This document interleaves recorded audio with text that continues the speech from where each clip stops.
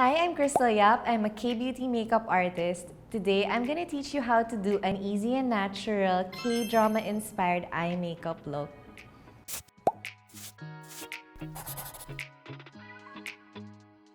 Today, we have a special guest. We're here with Pia Velasquez. So the first step, when we're doing K-beauty brows, you'll notice with the actresses, they have really soft and super natural brows. I call this the translucent brow because when you are barefaced, actually you can see your skin through your brows. So to create a more natural look, you need a translucent brow where your skin is still visible behind your brow hairs. So today we're going to be using the K-Palette Lasting 3-Way Eyebrow Pencil. First, I'm going to groom her brows so that I have a neat guide.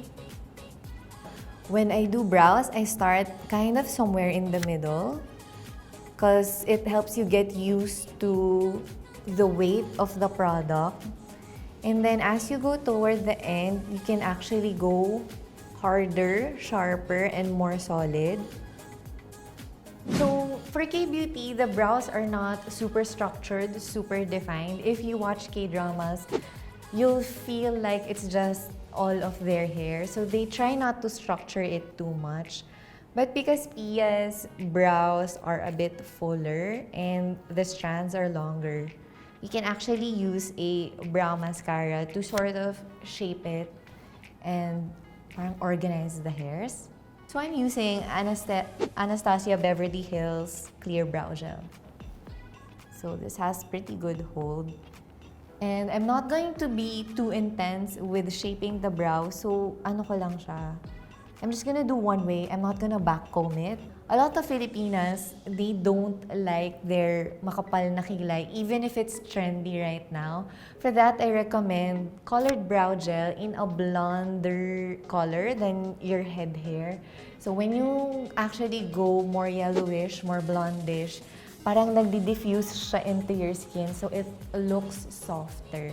And then the way I'm combing it, because it's a bit longer, I'm not going full straight up. The more natural and softer way to do it is at an angle around 45 degrees for the head. And then once you get to the middle part, you sort of swoop it down. So we're gonna start the eyeshadow, and before we do the actual eyeshadow powders, I'm going to apply a little bit of the foundation that I'm going to use for her face over the eye area. So this helps your eyeshadow stick better. It's like a primer actually, but I don't like using actual eye primers. I just find the texture of foundation much better. And then when you're reaching her brows, to preserve this like fuzzy edge, don't do a swipe like that. Kasi pag sinwipe mong ganon, nagmumukhang sharp yung brow line, even if you made it hazy. So what you do is you blend it up softly so that it's not a hard line.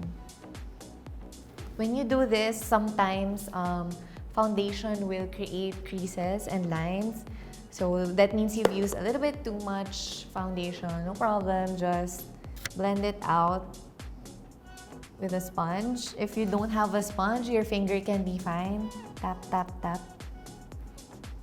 And then when you've applied your foundation, don't immediately apply the eyeshadow. When it's still wet, it's going to be harder to blend kasi you have a wet base, diba? Pag lalagyan mo ng powder, it's going to be malagkit. It's going to stick to it. So, wait like a few seconds man lang. Like, just let it chill. Hayaan mo siya for a while. I mean, you can kind of touch it, I guess, and then just try to feel if it's not like super wet anymore.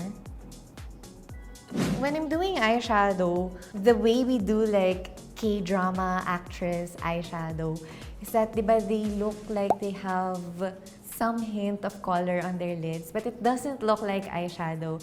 So actually, I discovered after trial and error na what's good to do is to apply a medium shade color on your lid. This is going to look darker than I want it to, but meron siyang trick. So when you apply eyeshadow, I see a lot of beginners make this mistake. They're so reluctant na masira yung pan. So they do like this, super, super softly, and then hardly pick up any product. So when you have patchy product kasi on your brush, it also makes you blend patchily. So don't be afraid, load up your brush. Pag pantay na siya dyan, mas magiging pantay din yung blending mo. So dab it there. If you have excess, tap it off. Then I'm pressing it close to her lash line.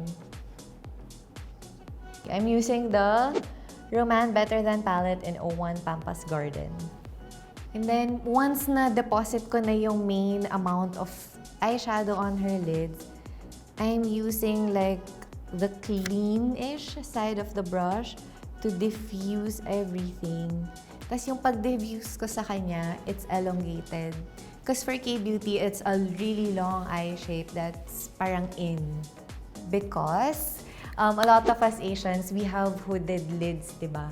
You're not super hooded, but you have some hoodedness wherein may skin dito na it just covers a lot of your eye space. And when that happens, it's hard to keep building and detailing upward.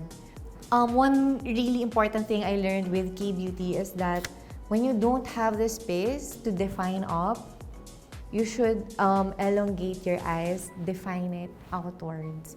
So okay ito for people with monolids, people with low lid space, or people who just like have parang oily lids actually also can do this kasi the oil settles and messes things up here in the middle. So if you emphasize outwards, more or less it's gonna be safe from all of that oil.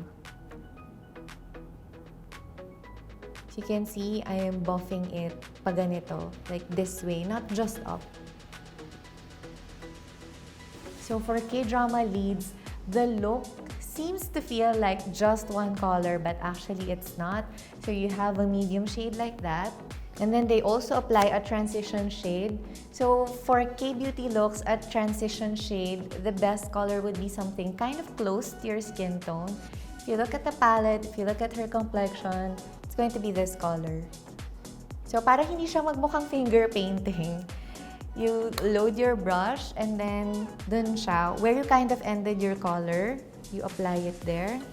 Artists, like actual fine artists, will know this is how you create gradient. You meet two colors together and not just put them in stripes side by side. So okay siyang okay siyang mag-crossover. And if you have any fallout that's bothering you, you can actually clean it up later before you do your foundation. Or if at this point, inis na inis ka na, just sweep it off with a clean brush. Since dry pa, puro skincare lang yung base mo ngayon, it's going to be pretty easy to remove. And then, you can stop here if you want. If you want like super light, super fresh, but still for that K-drama lead makeup look, it's never one-dimensional. So, in a palette like this, you take a fine glitter shade. So when you want glitters to be intense, you can use your finger because a bit of your skin's moisture will actually help the glitter shine. Also, if you press it flat down, mas nagka-catch siya ng light. Versus when you use a brush to apply it, parang lifted kasi yung glitter particles. So it's not going to catch shine as effectively. And that's actually the effect that we want for now. I'm gonna show you. Because when the glitter is not super duper shimmery, you can apply it at the center. Yung first application mo at the center. And then kind of softly, para lang hindi siya again magmukhang finger painting. Put the excess all around it softly. This is how they create orange that's not like vibrant orange. They swatch over it with a highlighter or a soft glitter, and the bouncing light lightens the vibrancy of the orange. So hindi siya super orange. If you close your eyes, it's not like as Crayola bright as the other side. And then if you have hooded lids, which Koreans are prone to, kaya nila to fing, you can apply a bit up to this area, yung nasa may ilalim na ng kilay. So that when the eyes are open, can you open? You can see a lot more glitter. So So this is how you do translucent lids. When I went to school, one of the first things I asked my teacher was, how do K-drama actresses, talagang K-drama actresses, how do they do eyeliner without it looking like eyeliner? Kasi pag nanonood ako ng K-drama, alam ko merong eyeliner eh. But like, I can't really see it. And no matter how thinly I draw my own eyeliner, it's not the same. So then she taught me this really cool trick about how to do basically invisible eyeliner. And this is how most Korean actresses do it. Yung eyeliner, actually, you can apply it in 3 areas in your eyes. Ooh, did you know that? First is the waterline. So it's this like yung wet area na where you have like tears, ganyan. The number 2 area where we can apply eyeliner is the one that we all know, as in the eyeliner area, which is on the eyelid area. So yan, yung dinodrawing natin ganyan. And no matter how thinly you do that, it's always going to register as eyeliner. To do invisible eyeliner, we'll put it in spot number 3, which is what my teacher taught me. You tightline. So tightlining is neither on the waterline nor on the eyelid. It's in between the lash hairs lang. So when you fill in this area, you can emphasize the eyes, but you're not gonna spot the eyeliner. You can look down. I'm going to lift your lid, and then how you do this is you expose your waterline a little bit, and then in between the lashes, you dot and then you lift. You can blink, okay lang, hindi.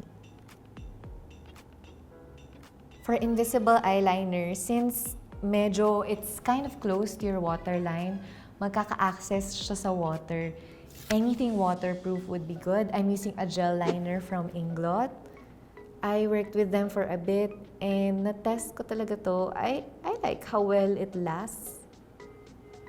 So try not to dot on the areas where there's hair growth kasi there's a possibility na mag-clump yung product and it's going to smudge later on in the day. So apply this again sparingly, thinly. Always be careful with the details.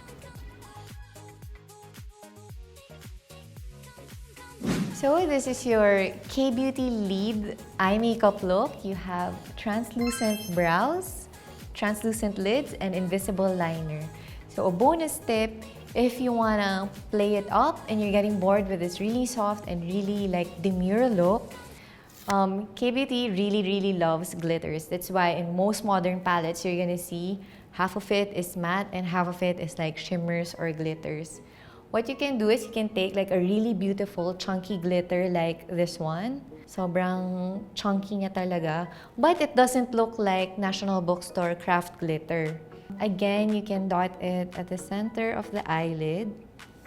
This time, since you're going for a really shimmery look, you can actually use your finger to flatten the glitter particles. Dab it on the center and then blend the excess a little bit out. So the top 3 things to consider when you want to create a K-drama lead makeup look, you need a really soft, kind of straight brow. So when it's straight, you look like really...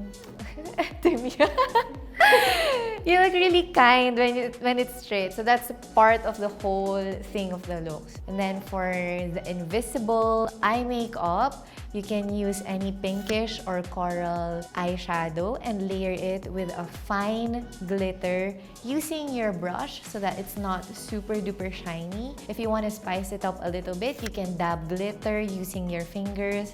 And then for invisible eyeliner, try to differentiate between your waterline and your eyelid, and then in between your eyelashes, that's where you can tightline, dot, and flick the pencil to create a super thin invisible eyeliner. Thanks for watching this tutorial. Again, I'm Kristel Yap. Don't forget to follow me on my socials, and don't forget to subscribe to Cosmo's YouTube channel.